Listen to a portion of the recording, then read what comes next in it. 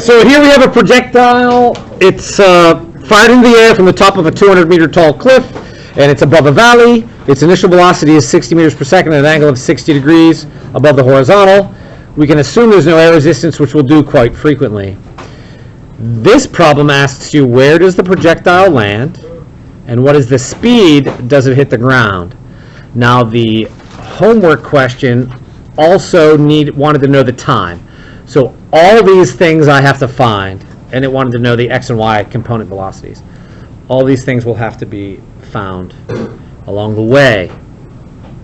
So whenever we do any kind of problem, projectiles or non-projectiles, falling, accelerating problems, there's always a beginning and ending point we have to identify. So this all starts right here at the top. That's where time is 0. Time initial is 0. That's where it begins. And this problem ends right here. That's time final. So that's where my x final is, and my y final is. My velocity final is also at that place. There has to be an interval that we analyze. Well, with projectiles, almost always you have to first separate everything into x and y motions. We can't do the math with both motions simultaneously happening with this changing in the x and y dimension. We have to analyze them independently. So the first thing I'm going to do is take this initial velocity with its magnitude and direction and separate it into its x and y values. So that velocity y initial I'm going to find. Now if I draw the x and y initials in here, x is going to be like that way and y is going to be like that way. So there's my vy initial and my vx initial. So drawing that triangle helps me determine that this y component is opposite the 60 degrees, so it's going to be the hypotenuse, which is the v initial, times the sine of the angle that I'm provided in that problem. I'm using sine because sine goes with opposite and the y is opposite.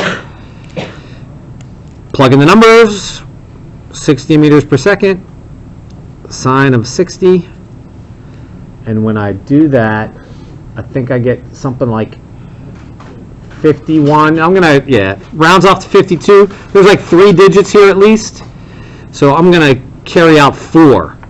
I'm gonna carry 1 extra. Actually, I think I might carry out 5 because, you know, I'm feeling that way today. And that's up, and that's meters per second. Remember, direction's hugely important, and you're going to make mistakes by leaving out direction. So we want to make sure we're cognizant of that at every step along the way. So, Vx that I'm going to do, and then the Vx initial, and writing that it's initial isn't essential because the x doesn't change. That horizontal velocity is going to remain constant because there's no acceleration horizontally. So the x initial is the x final is the x everywhere. That's the velocity initial cosine of the angle, because in my diagram over here it's adjacent to that 60 degrees. Adjacent comes with cosine. And again, those of you that are just in pre-calc or taking pre-calc next semester, the videos in that assignment on Canvas can be very helpful in helping you understand how all these things go together. Then that's again 60, but now we're cosine 60, and that works out to be 30. So I'll put 30.0, and that's to the right.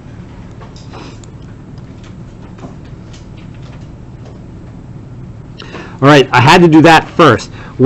Now, I kind of got ahead of myself. Sometimes you don't have to do both, but we want to find where it lands. So it lands over here. We know how far it fell. We got to find out how far it went horizontally, what's called the range.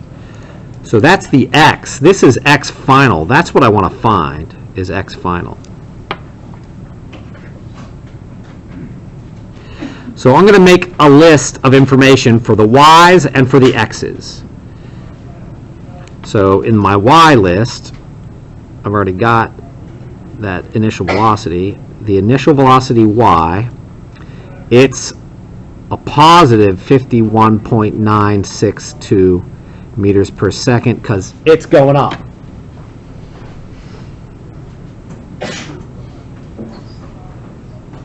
The final y velocity is not 0. Velocity final y, that's here. That's also where we have our final velocities. It is traveling down at this point, and it's traveling right. It's doing both. A lot of people say, wait, it hits the ground, doesn't it stop? I say, well, that's a new problem. The free fall part of the problem is to right before it hits the ground. And I often say, like, you lay there and I'll shoot a cannonball at you and it'll be going 0 after it hits you. But before it hits you, it's going to be going really fast. So we want to find the right before it hits the ground. That we don't know.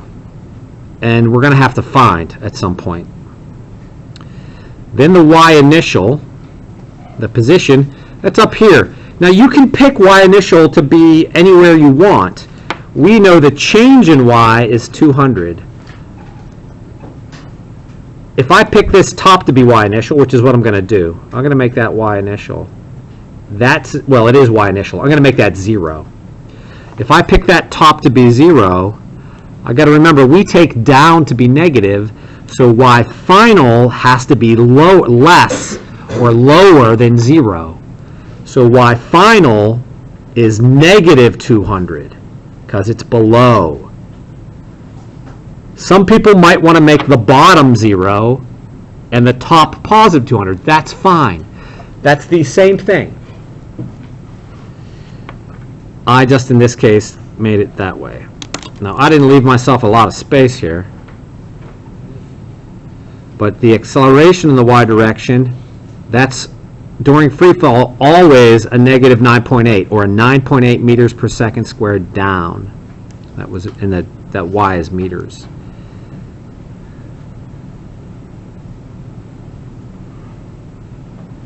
That's only the y acceleration. And now the change in time, I don't know.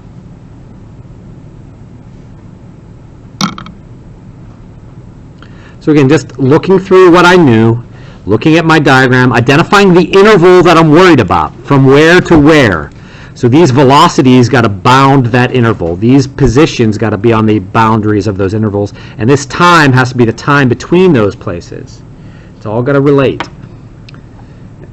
And now that's all I can do here. And I want to find x final.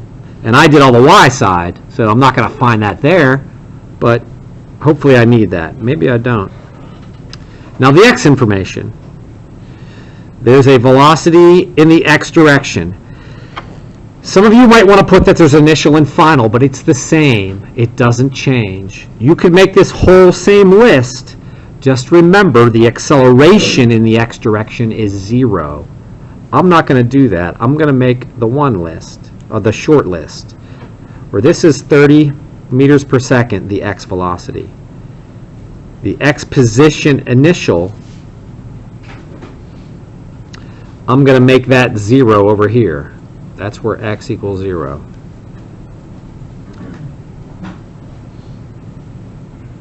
The x final, that's what I'm looking for. And there's really only one other thing, the change in time. Now to solve things in this x, when I only have these 4 things, even when you have the big list of 6 things, you've got to know everything except what you're finding. And we don't know time. So I can't get this x until I know that time. Well, turns out that time for the x is this time for the y. They're the same time. So this is going to happen quite frequently, that we're going to find the time from the other dimension and then bring it back over. So let's look over here. On the y side, I can be missing 2 things. And I am. I'm missing time and final velocity, so I can get that time. So I'm going to use the y information to find the time. And I'm going to do that way over here because I'm running out of space. Right? So here, I'm going to use y to find time. Because I need that time. Looking through that y list, I don't know the final velocity. So I'm going to avoid that when I choose a relationship. So that gives me this equation, that the y final is equal to the y initial plus the vy initial times the time interval, plus 1/2 of the acceleration in the y direction times the time interval squared.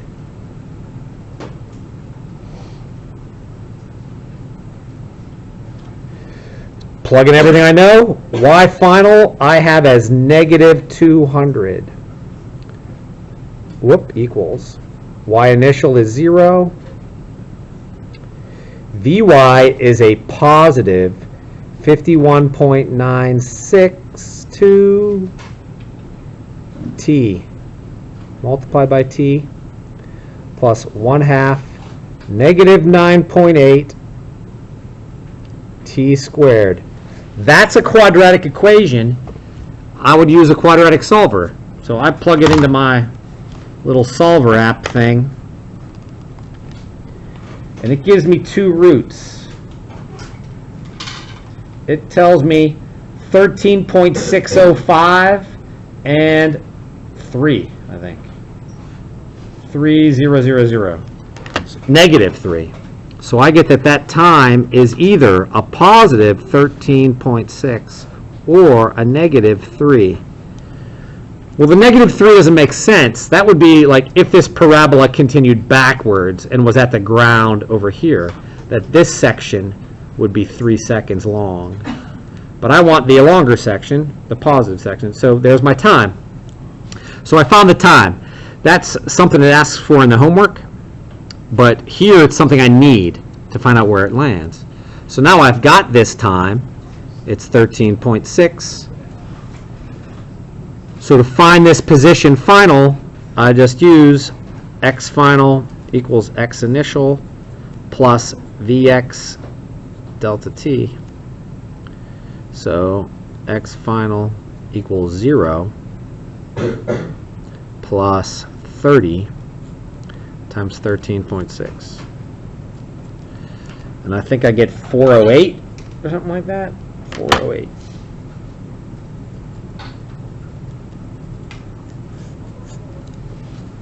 meters.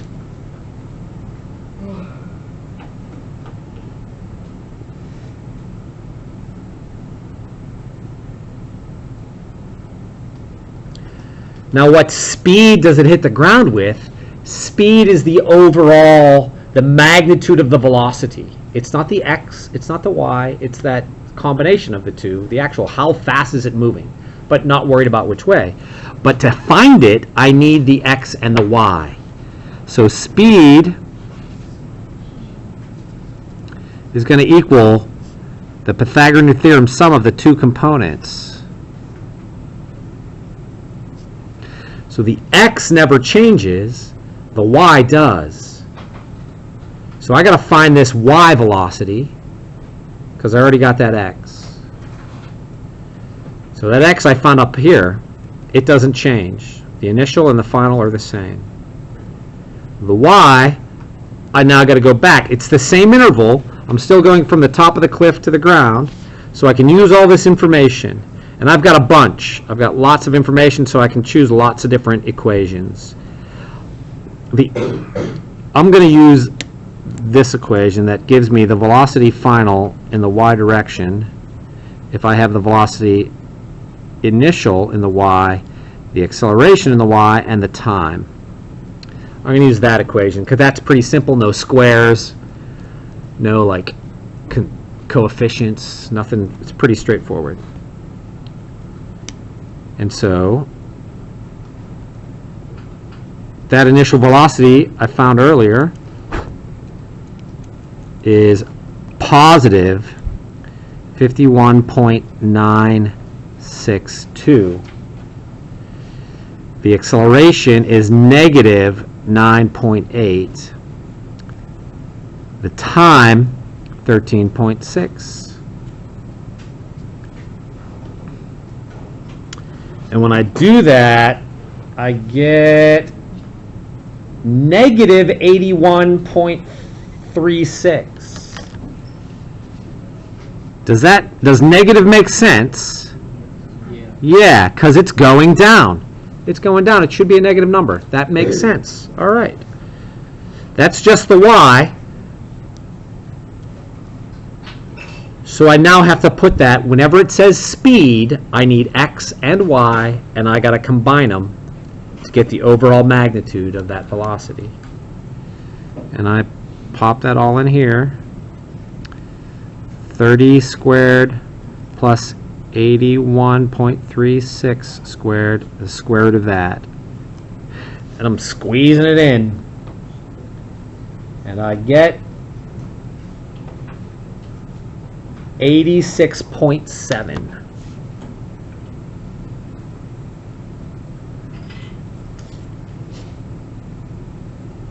And that's the speed when it hits the ground.